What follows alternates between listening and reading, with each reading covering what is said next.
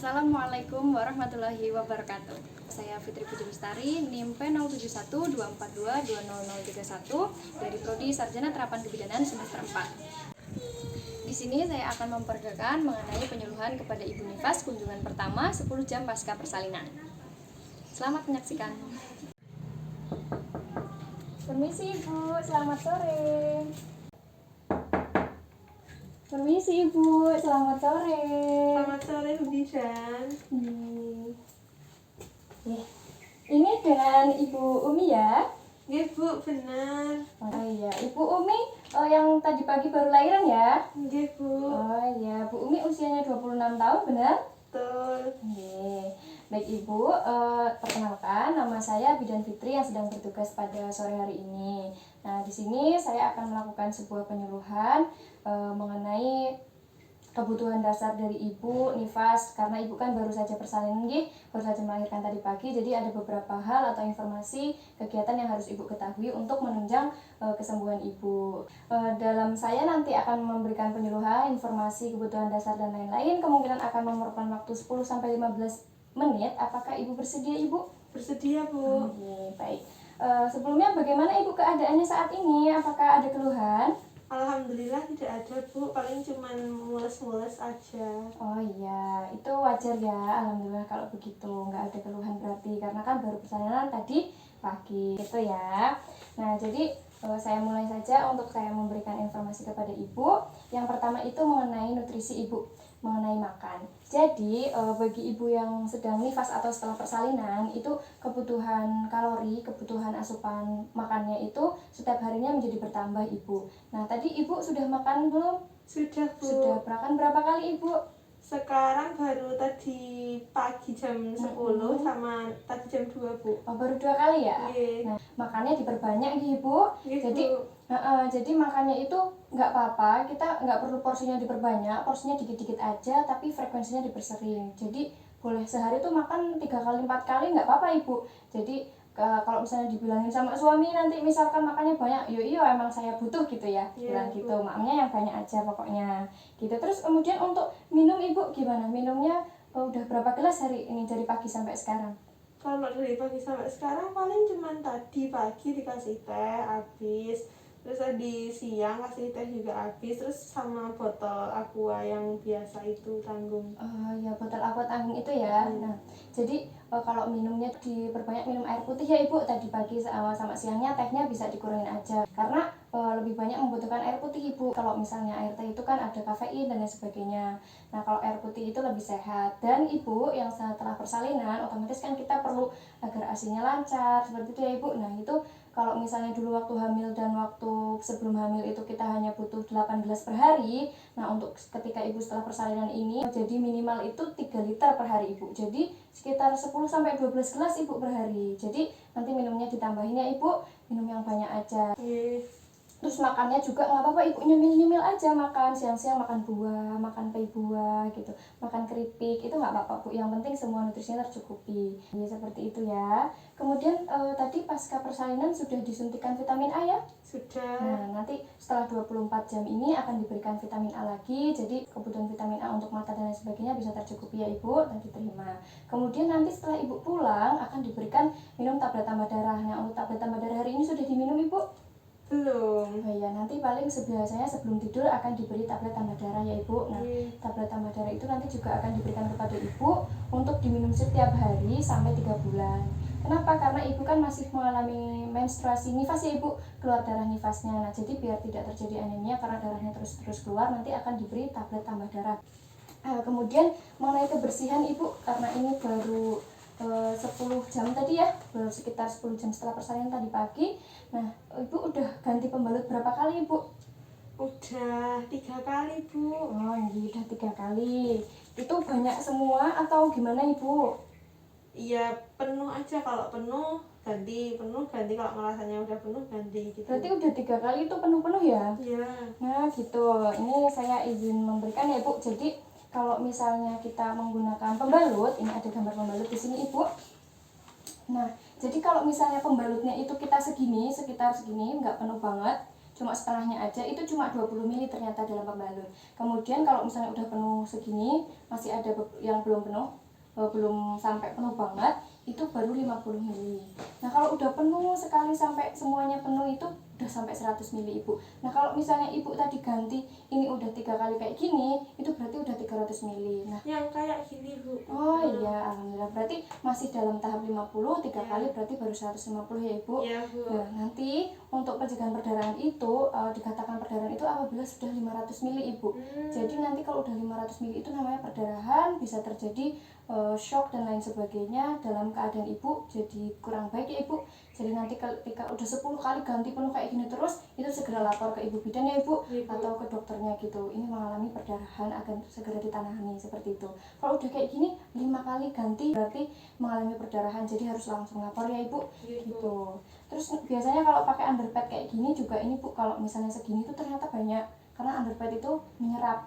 Jadi kalau udah sampai segini tuh udah 500 ternyata, jadi langsung lapor. Ini malah lebih banyak, bisa sampai 1000. Ini udah sampai 1500, biasanya ibunya udah lemes banget kayak gitu. Jadi kalau pakai bengkok ketahuan, karena memang bengkok ada ukurannya. Kayak gini cuma 100, 150 gitu ya ibu. Pokoknya kalau pembalut atau underpad atau bisa pakai jarit ibu, misalkan ibu di rumah pakai jarit, nanti itu ketika udah jaritnya segini hampir penuh, ini udah sampai 400 ternyata bu. Jadi kalau misalnya sedikit lagi ini udah sampai perdarahan, lebih baik lapor. Nah kalau udah penuh banget sarungnya, jaritnya seperti ini, penuh semua full, itu udah 700 ml bu. Jadi harus langsung lapor nih. Bu. Nah nanti kalau misalnya bahayanya apa aja sih, itu bisa terjadi shock hemoragik, terus terjadi anemia, terus juga nanti jadi kehilangan kesadaran dan lain sebagainya ibu. Nah gitu, kurang lebih seperti itu. Apakah ada pertanyaan ibu? Cukup Bu. Baik ibu, selanjutnya itu tentang kebersihan. Nah tentang kebersihan ibu tadi mungkin tadi pagi belum mandi nggih. Nah nanti mungkin nanti sore apabila memang ibu merasa sehat, tidak ada keluhan, itu bisa mandi. Atau kalau tidak mandi itu bisa ditelan ibu. Jadi itu dianjurkan mandinya tetap 2 kali sehari ya ibu. Jadi ketika ibu merasa sehat, tidak ada keluhan, itu harus mandi 2 kali sehari. Nah apabila ibu merasa demam, tidak enak badan, bergesing kan ibu, nah itu bisa dilap saja, ditelam. Yang penting ibu tetap menjaga kebersihan dari kotoran, keringat dan lain sebagainya, seperti itu ya ibu.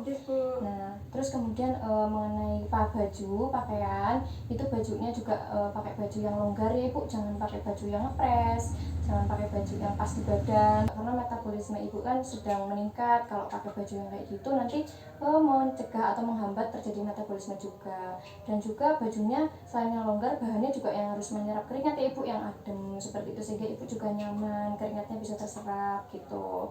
Terus mengenai payudara juga sama pakaian dalam itu menggunakan BH-nya itu yang menyokong ibu, tapi jangan yang terlalu ketat juga, tetap harus yang longgar seperti itu, agar nanti ASI-nya juga bisa lancar. Kalau misalnya kita pakainya BH yang ketat, itu juga nanti akan bisa menyebabkan pembengkakan payudara karena adanya penyumbatan, karena kan kita payudara pasti membesar setelah persalinan gitu untuk bahan hidup adiknya.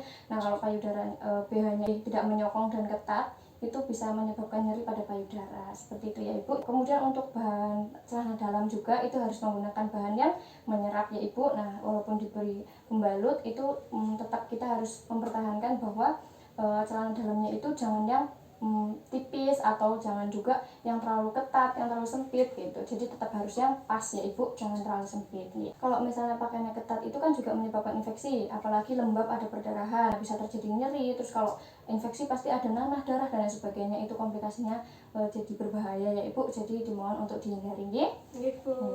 Selanjutnya ibu mengenai buang air besar dan buang air kecil. Tadi pagi apakah sudah buang air kecil sebelumnya? Buang air kecil sudah, tapi Sudah kalau berapa kali? BAB-nya belum. Kalau buang air kecil baru 2 kali. Buang air kecilnya baru 2 kali.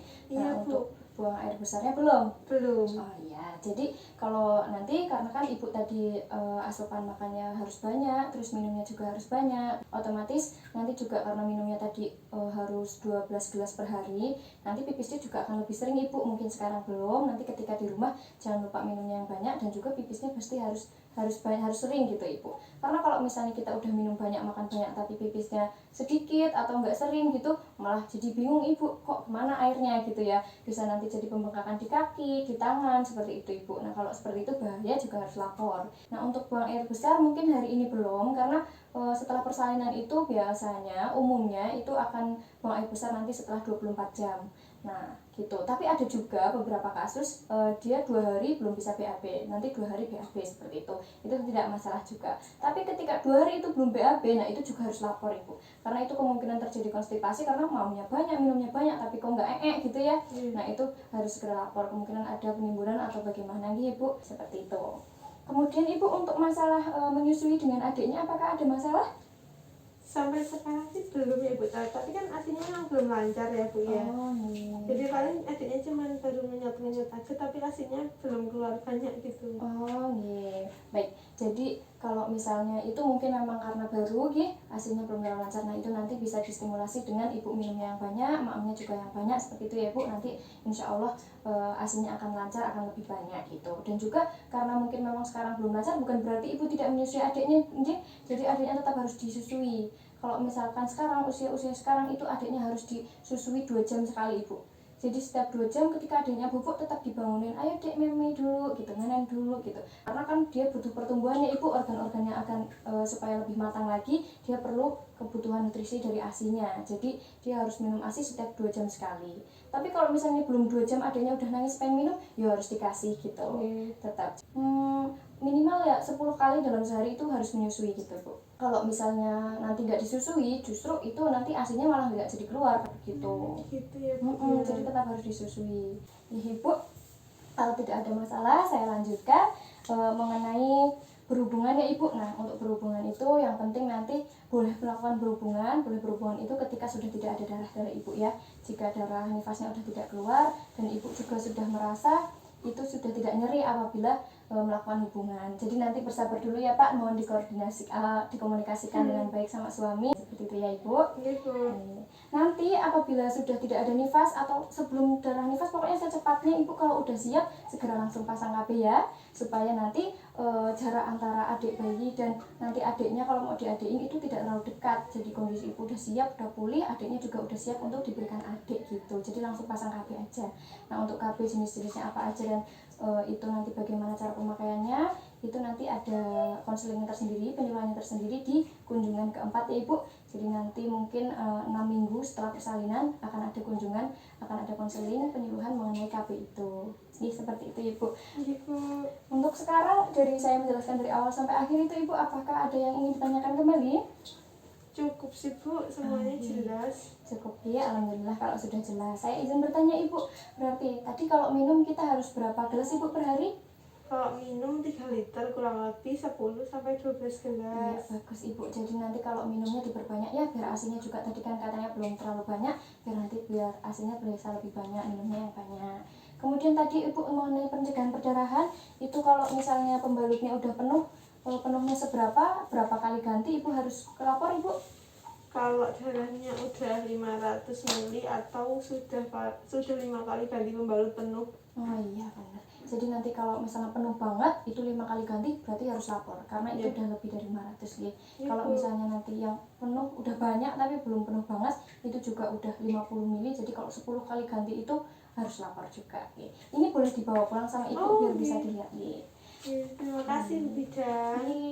Baik Ibu, tadi sudah jelas ya. Ibu ditanya juga ternyata sudah paham. Alhamdulillah kalau begitu. Nah, untuk kunjungan selanjutnya Ibu nanti setelah persalinan 1 minggu. Jadi 1 minggu setelah hari ini kalau Ibu udah pulang itu bisa mengunjungi bidan lagi di PMB atau di puskesmas seperti itu Ibu untuk melakukan kontrol nifas. Mungkin di bagian darahnya bagaimana dan lain sebagainya. 1 minggu lagi jangan sampai lupa. Untuk hari ininya kalau 24 jam Ibu merasa udah sehat, tidak ada keluhan, tidak ada apapun, nanti bisa boleh untuk pulang. Jadi nanti bisa diurus administrasinya untuk pulang dan surat-suratnya untuk pulang ya Ibu. Hati-hati di jalan. Terima kasih Bu Bidan. Jadi saya permisi kembali ke ruangan Gi. Baik Ibu, permisi, selamat sore. Bu, terima kasih. Sekian video peragaan dari saya, kurang lebihnya mohon maaf. Wassalamualaikum warahmatullahi wabarakatuh.